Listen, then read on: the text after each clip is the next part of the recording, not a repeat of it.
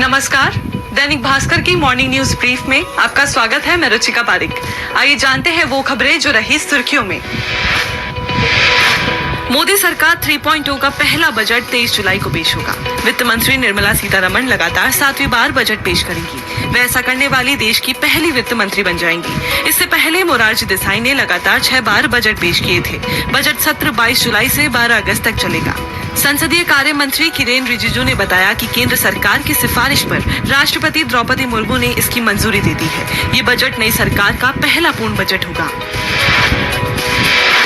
लोकसभा में विपक्ष के नेता राहुल गांधी अहमदाबाद पहुंचे।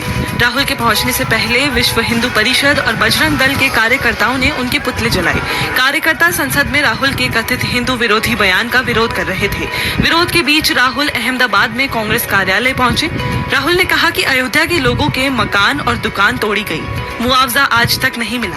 अयोध्या से जीतने वाले सांसद ने बताया कि मोदी वाराणसी से नहीं, अयोध्या से लड़ना चाहते थे, लेकिन वहां 3 सर्वे करने वालों ने कहा कि अगर आप अयोध्या से चुनाव लड़ोगे तो हार जाओगे और राजनीतिक करियर खत्म हो जाएगा। यूपी के हाथरस भगदड़ के मुख्य आरोपी देव प्रकाश मधुकर को सीजेएम कोर्ट ने 14 दिन की न्यायिक हिरासत में भेज दिया है। कोर्ट में मीडिया का जमावड़ा था।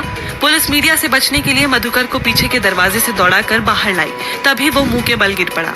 पुलिस कर्मियों ने उसे संभाला और फिर दौड़ते हुए जीप में बिठा कर ले गए। मधुकर और उसके एक अन्य साथी संजीव यादव को अलीगढ़ जेल भेजा गया है। नीट यूजी में भाग लेने वाले स्टूडेंट्स के एडमिशन के लिए काउंसलिंग प्रक्रिया अभी शुरू नहीं हुई है। शनिवार की सुबह न्यूज एजेंसी ANI पर जानकारी आई कि काउंसलिंग अगले आदेश तक के लिए स्थगित कर दी गई है। इसके बाद दोपहर में केंद्रीय स्वास्थ्य मंत्रालय ने कहा कि नीट यूजी काउंसलिंग स्थगित होने की खबर गलत है, क्योंकि काउंसलिंग की कोई आधिकारिक डेट जारी नहीं की गई थी। इससे पहले NTA ने सुप्रीम कोर्ट में कहा था कि नीट काउंसलिंग 6 जुलाई से शुरू होनी है। ईरान में मसूद पजशकियान देश के 9वें राष्ट्रपति बन गए हैं। उन्होंने कट्टरपंथी नेता सईद जलीली को 30 लाख वोटों से हराया। ईरान में 5 जुलाई को दूसरे चरण की वोटिंग हुई थी। इसमें करीब 3 करोड़ लोगों ने मतदान किया है। पजशकियान डॉक्टर होने के साथ साथ कुरान भी पढ़ते हैं। ईरान के राष्ट्रपति इब्राहिम रईसी की 19 मई को हेलीकॉप्टर क्रैश में मौत के बाद देश में राष्ट्रपति चुनाव की घोषणा की गई थी। अब वो खबर जिस पे रहेगी हमारी नजर। ओडिशा के पुरी में जगन्नाथ रथ यात्रा शुरू होगी। राष्ट्रपति द्रौपदी मुर्मू इसमें शामिल होंगी।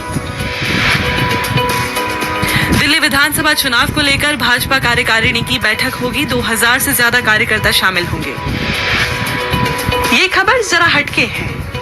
गुजरात पुलिस ने रोहित सोलंकी नाम के करोड़पति चोर को गिरफ्तार किया है। वो अलग अलग राज्यों में चोरी करता था।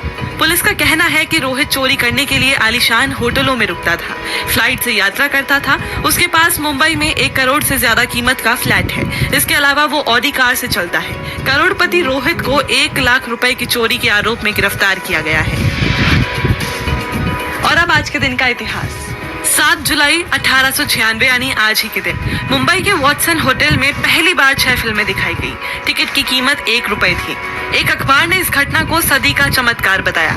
इस घटना को भारतीय सिनेमा का जन्म माना जाता है। फिल्म दिखाने वाले ऑगस्टे लूमियर और उनके भाई लुई लूमियर थे। 14 जुलाई को उन्होंने बॉम्बे के नोवेल्टी थिएटर में फिल्मों की दूसरी स्क्रीनिंग रखी, जिसमें कुल 24 फिल्में दिखाई गई। इसके बाद 3 मई 1913 को दादा साहब फाल्के ने राजा हरिश्चंद्र नाम की फिल्म रिलीज की। भारतीय सिनेमा इतिहास की ये पहली फीचर फिल्म थी।